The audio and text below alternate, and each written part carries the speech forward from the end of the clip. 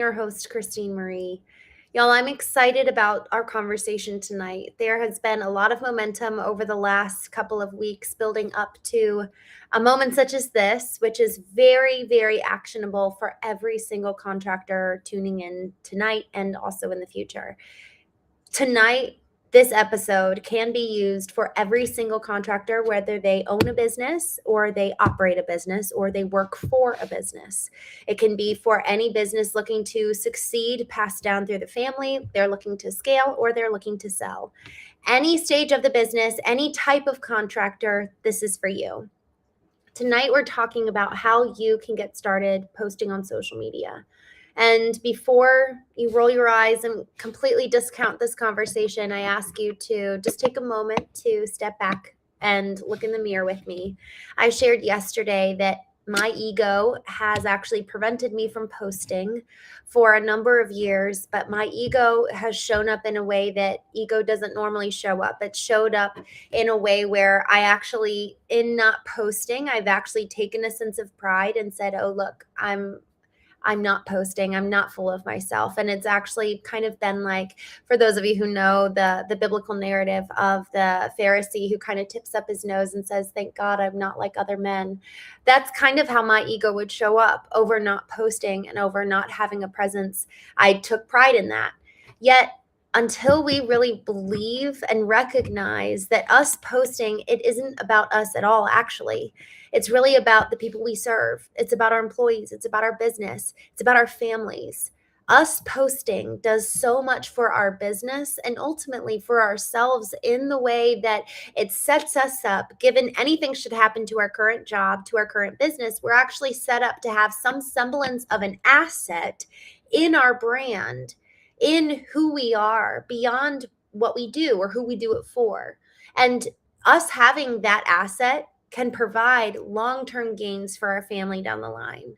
So really, it's for the good and betterment of everyone around us, including ourselves, that we take a hold of this asset and begin to alchemize it.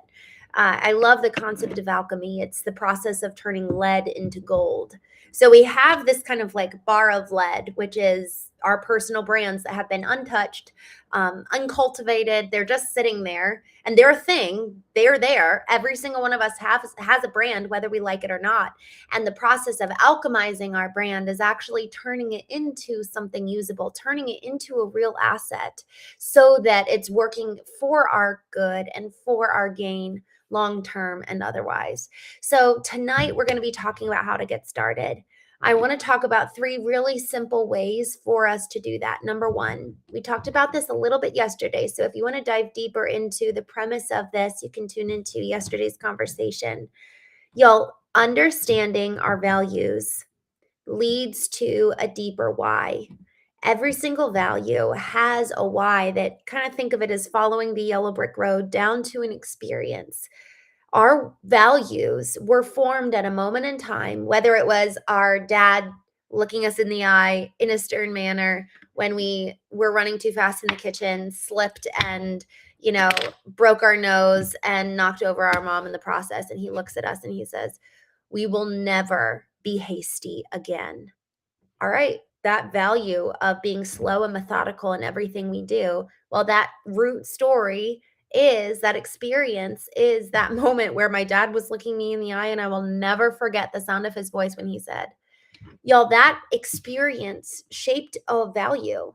And now that value isn't just important to you because it's a head knowledge, it's a heart knowledge. There was a transformational experience in childhood or at whatever age that led to that value, not just holding roots in our own life, but so often those values actually transcend and translate into our businesses and into our families. So the more we can depict and pull forth the root experience from the values that we hold, the more there's opportunity there for us to build upon, which leads us to the second point. So number 1, our values derived from experiences. And the way that we kind of bridge the gap there between the value and the experience is literally by asking why over and over again. Why do I hold this value? Why do I hold the value of integrity? Why does it matter to me? Where did this come from?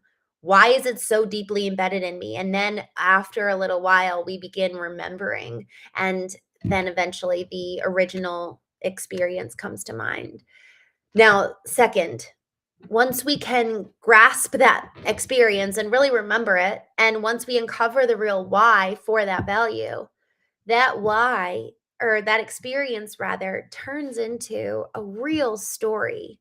Now that story is something that most people can resonate with because it's a real human experience. And y'all, people want to learn from you. People want to learn from our experiences rather than just it's the whole premises of somebody saying, like, just standing at the room teaching, teaching, teaching, and preaching at you versus coming alongside and saying, hey, look, this happened to me. This is why you should perhaps consider the same. So now it turns, when it's an experience, a personal experience lived through, now it becomes a story where you're coming alongside someone and holding their hand, going arm in arm through the journey of either the job site. We adhere to these values, the job site of we adhere to this culture for these reasons. It's a story that connects us. The connection is by way of story. It's an individual experience, and the story allows for empathy. It allows for human to human connection versus an isolated experience. But every single good story begins with an experience, a solo experience. And the story is what bridges the gap for relationship as we immerse and engage with our customers, as we engage with our employees, as we engage with our families. Think about this. I had a client one time tell me, this concept of really telling stories and having a why for the lessons he was teaching his 4-year-old daughter completely transformed the way he engaged with her. Now it's not just the value, beating over the head with the value. It's here's why. This is why it matters. And then all of a sudden the person's heart is drawn in. Their heart is drawn in, not just their head. So long as our values exist just as head knowledge, without the heart story being pulled in, the empathy that engages me into why this matters from your personal experience translated into story, man, now I'm bought in. But apart from that, it's you kind of coming at me with something dogmatic versus a real point of connection. So number one, values derived from experience. Two, those experiences translated as stories for the purpose of connection. And then three, so y'all, this is all about how we're just creating content for social media, right? But it's also about how we are, like I just said, a colleague of mine, he's using this tactic as a way to connect with his 4-year-old daughter. So the ideal is that we take these concepts and talk about alchemy, taking something that's rather two-dimensional and making it 3, 4 dimensional, breathing life into it and seeing where it's applicable and useful in other areas of life. So next, finally, taking the experiences, the solo experiences, translating them into interpersonal stories, and then finally turning those into posts. And the way that I do this best is I actually have ChatGPT downloaded on my phone, and I will talk into my phone. So it's so originally coming from me. And I say, hey, chat, can you help me turn this into a social media post? I'm going to give you a real story here. When I was 5 years old, I was rollerblading down my neighborhood. I was trying to catch up with my older siblings. And I was going over a curve, and they were faster than me. And so they were already home. I could see my home in sight, but I had a massive blowout. And I sat on the ground and on the pavement crying. And I picked myself up and skated home, feeling so lonely. And from there, the value of connection was born. From that moment, I realized how much I crave relationship and companionship. And so, because I actually overemphasized from there on out on relationship, I actually needed to put guardrails in place to make sure that I didn't become codependent, but rather companionship was kept within the container and within the framework of being healthy, where I'm not overextending.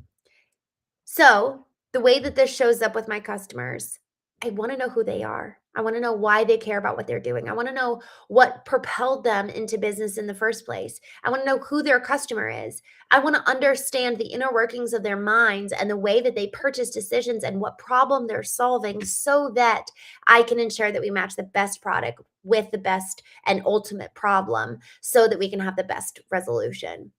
Okay, that's a lot, right? And so chat then will organize that into a post. So it's my words, it's my story, it's my cadence, my rhythm. Yesterday we talked about the power of voice in addition with the power of experience and values, all three of those values, experience, and voice. No one else has your unique combination. But y'all, when we know how to harness that and turn it into a story that can connect with somebody else, much less so on social media, man, that's what people are looking for. And it's not, again, you could talk about alchemy. Take those lessons, put them in a book, put them in SOPs for your team, put them in the brand guide.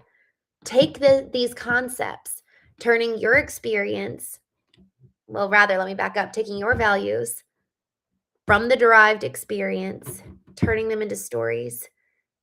All of it is the why that is the interconnector between your heart and into practical manifestation for application for your team, for your family, into the lives of your customers. And the more we're doing this on social media, the more impact we're going to have at a lateral level, but also at a depth level too. Because whether they're ready to convert today or whether they're 2 years from now, like a client of ours who reached out to me a couple months ago and said, "Hey, Christine, I know it's been 2 years since we talked. I've been loving your social media posts. I have a job for your family business." And it was 2 years before he and I had spoken where he reached out, but it was all because he'd been seeing my LinkedIn posts. Y'all, I highly, highly, highly recommend taking the time, investing in this, not just for the purpose of having a brand asset, but so that you've got a digital trail. A digital trail, yes, for yourself, but y'all think about your kids. How much are your kids hearing these stories? If we wait until we're asked, it's probably going to be at the loss of our children for not asking sooner. So you all taking the initiative and starting to really do the work to think up of these core stories that really shaped you and molded you into who you are today. Everyone is going to be better for it. I'm just about to jump off, but Brian, I just saw you joined. Thank you for hopping on here. He says, "Don't forget to like and subscribe." I appreciate you, my friend. Y'all, thank you so much for joining today. I am so grateful for the opportunity to chat about this with you. And do me a favor and give it a shot. Let me know if you need any help. We do free marketing consultations here at the Foundation First Marketing Agency, and I would love to chat with you if you have any concerns around this. But y'all, it's gonna be hard and it's gonna be well worth it. I promise you. So Elijah, I'm so glad you joined. Have a wonderful day, friends, and I will talk to you tomorrow.